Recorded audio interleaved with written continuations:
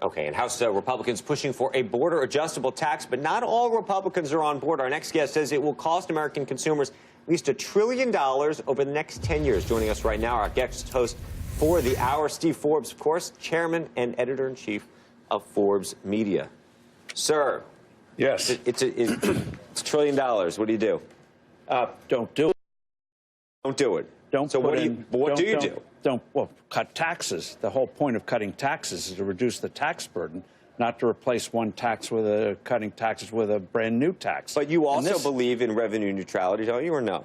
I don't believe in revenue neutrality in the sense of thinking that if you, say, reduce the corporate tax rate, you make an investment in a new plant, the plant's going to be online overnight. No, it takes 2 to 3 or 4 years down the road. The key thing is reduce the burdens, get the obstacles out of the way to get the economy growing. Not only will you see better equity values, but the assets of the nation will grow. Back in the 1980s, people forget the national debt, thanks to the defense buildup, went up $1.7 trillion, more than doubled. The net wealth of the nation went up $17 trillion. So the Republicans are now proposing this crazy tax. They're going to punish American consumers over $100 billion a year, give subsidies to Boeing and GE. So we're going to help foreign consumers in China and Iran punish American consumers. It's insane. What do you really think? But these are Republicans doing it. You don't buy this notion that the dollar will rise, and so therefore it'll offset. So now these Washington politicians are now becoming a currency swap traders and experts. It's preposterous. Oh, we're going to manipulate the dollar so you don't feel the fact that your gallon of gasoline is going to go up 30 cents a gallon, which is what it will if they put in this border tax.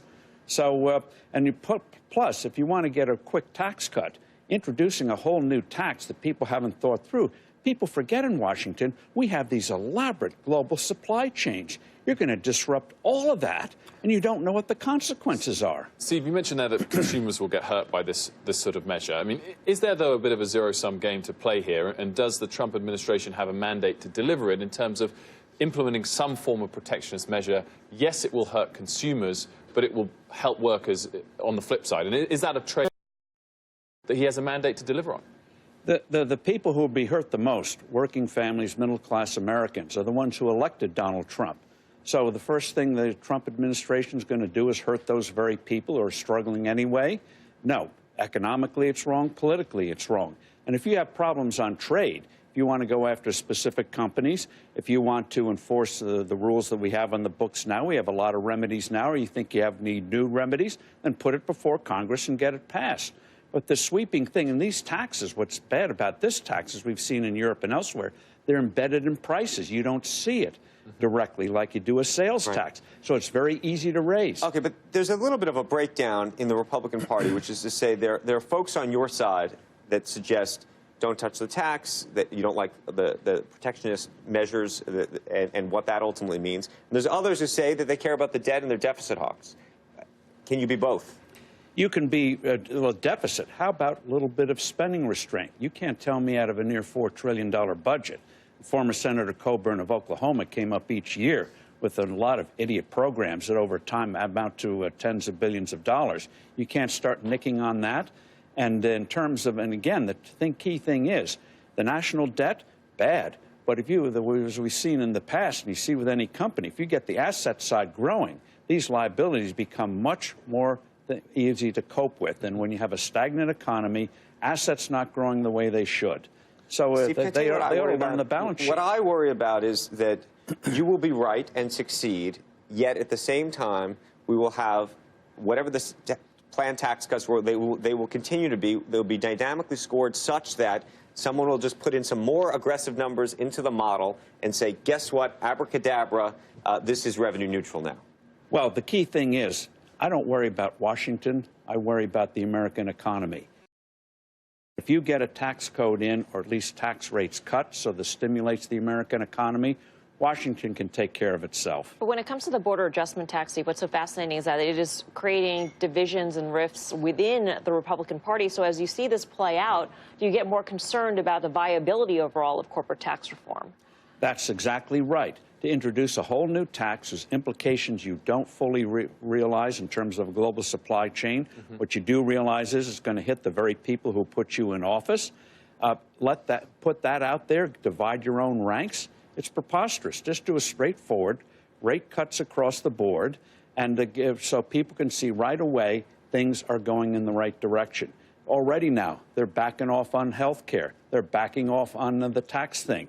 They don't get something done soon, they're going to be in big trouble economically and politically, especially in 2018. They could lose the House if they botch this thing on taxes. But we are literally less than a month into the game here.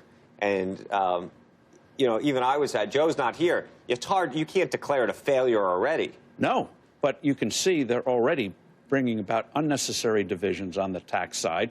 I mean, we've been in this tax game for years. We could have rolled out easily a well-thought-out series of tax cuts. Democrats, for years, have been Your friend Paul Ryan has been trying to roll this out the whole time, but his includes the border adjustment tax. Which is what he should leave out. On the corporate side, a lot of Democrats know we have to make changes on this thing. The Bowles Commission, Simpson-Bowles Commission, you saw a lot of support. So you do both. You do the business, you do the personal, you do them big, and don't get in these unnecessary fights. How much time do you think he really has to do it? Meaning, you think you got to have a plan announced when? By when? You have to make sure this thing's enacted at the latest by summertime. Enacted by summertime. We just had a congressman on in the last hour who was talking 2018. Goldman Sachs this morning saying he wasn't very forthright too. on the border tax, and rightly so. They're beginning to realize they've stepped into a real beehive on this one. Steve, you mentioned unintended consequences of things like the border tax, unintentional consequences. What about the stronger dollar? Would it cause a spike in the dollar? And what's your thoughts on that more generally? Because clearly President Trump seems to suggest he wants a weaker dollar, but some of the policies point very much in the other direction. Well, again, we don't know what the consequences are. And the idea that these guys in Washington know what the dollar's going to do in the exchange markets when there's so many zillions of factors determining exchange rates. I mean, the volume, as you know, in currencies each day is over $5.3 trillion. These guys are going to figure that out in its intricacies. So, yeah, the dollar gets strong. Well, that'll help make the tax less burdensome for consumers. Well, that higher dollar has other consequences. Headwinds to multinationals. They haven't thought this thing through. So drop it. Do a straight vanilla tax cut. We've done that before. Anybody listening to you, Steve? I mean, do you pick up the phone and call Congress? I've been agitating on this. Sure. And I think what's the reception? Even though a lot of the House members have dug in on this, I think others are beginning to realize this is not such a great idea, especially in the Senate. So your prediction is the border adjustment tax goes away?